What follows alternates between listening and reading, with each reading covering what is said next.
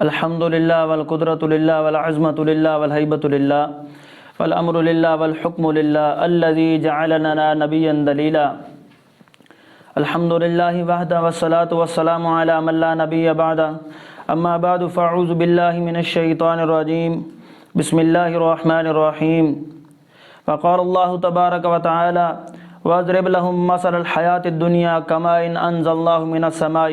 فاختلط به نبات الأرض فأصبح حشيما تذروه الرياح وكان الله على كل شيء مقتدرا وقال النبي صلى الله عليه وسلم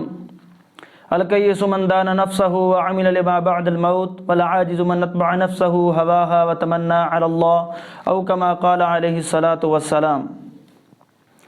میرے سامعین محترم، بھائیو، دوستو، آج میں جس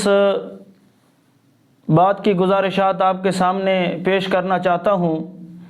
وہ یہ ہے کہ حضور علیہ الصلاۃ والسلام کے اعلان نبوت سے قبل جو سن کی ترتیب تھی اسے سن عیسوی کہا جاتا ہے، اور حضور علیہ الصلاۃ والسلام کے اعلان نبوت کے بعد جو سن کی ترتیب تھی اسے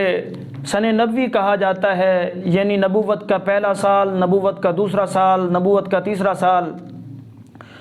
اور حضور علیہ الصلاۃ والسلام کی مکہ سے مدینہ ہجرت فرما جانے کے بعد اور محبوبہ علیہ الصلاۃ والسلام کی دنیا سے پردہ فرما جانے کے بعد جو سن کی ترتیب چلی ہے اسے سن ہجری اور سن قمری کہا جاتا ہے۔ حضرت عمر رضی اللہ تعالیٰ عنہ کی یہ ترتیب ہے، انہوں نے اس کی ترتیب دی ہے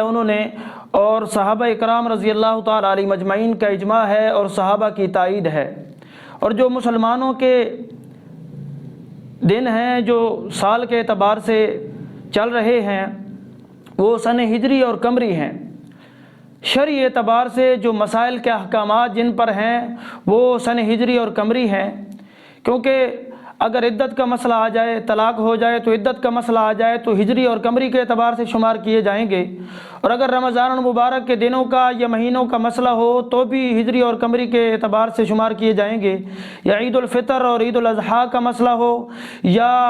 سال بھر کے دنوں کی گنتی کا مسئلہ ہو زکوٰۃ کے لیے، تو ان کے لیے بھی ہجری اور قمری کا جو ہے نا وہ شمار کیا جائے گا۔ آج بڑے شد و مد کے ساتھ لوگ نئے سال کی مبارک دے رہے ہیں اور جناب ہیپی نیو ایئر کے جو ہیں وہ کر رہے ہیں، مشہوری ہو رہی ہے اور مبارک چل رہی ہے، تو یہ کیا ہے؟ اس کا شریعت کے اندر کہیں بھی کوئی ثبوت نہیں ملتا۔ اور پھر کیا کہا جاتا ہے؟ صرف مبارک ہی تو دی ہے، صرف بات ہی تو کی ہے، کسی کا دل تو نہیں دکھایا، صرف خوشی تو ہوئے ہیں، اس سے کیا ہوتا ہے؟ لیکن حضور علیہ الصلاۃ والسلام کی تعلیمات کے اندر اور اللہ جل شانہ کے احکامات کے اندر اس کا کہیں بھی کوئی ثبوت نہیں ہے۔ ہاں، ہمیں جو ایک ضابطہ حیات دیا گیا ہے وہ اللہ جل شانہ ہمیں حقیقی خوش کرنا چاہتے ہیں، صرف سال کے ختم ہونے پر نہیں یا سال کے شروع ہونے پر نہیں، صرف اللہ جل شانہ ہمیں پوری زندگی کے لیے خوش کرنا چاہتے ہیں، اور فرماتے ہیں فَلَنُحْيِيَنَّهُ حَيَاةً طَيِّبَةً، جو ہمارے احکامات کی پیروی کرے گا ہم اسے دنیا کی زندگی بھی بہتر بنا دیں گے اور اس کی آخرت کی زندگی بھی اچھی کر دیں گے۔ اس لیے یہ ترتیب جو دی گئی ہے یہ صحابہ کرام رضی اللہ تعالیٰ علیہ مجمعین کی ترتیب دی گئی ہے، اور ان کو یاد رکھنا ہمارے لیے ضروری ہے۔ آج کیا سمجھا جاتا ہے؟ پوچھا جاتا ہے کہ سال کا پہلا مہینہ کون سا ہے؟ فوراً ذہن میں آئے گا کہ جنوری ہے یا فروری ہے، حالانکہ مسلمان کا کام یہ تھا کہ پوچھا جاتا سال کا پہلا مہینہ کون ہے، کون سا ہے، محرم اور صفر کا تذکرہ ہوتا۔ یہ بہترین جو احکامات کے اعتبار سے جو صحابہ اکرام رضی اللہ تعالیٰ علیہ مجمعین کے بنائے ہوئے سال اور جو سن کی ترتیب ہے یوں محرم اور صفر سے چلی ہے، اور آخری مہینہ کون سا ہے؟ ذی الحجہ کا مہینہ ہے۔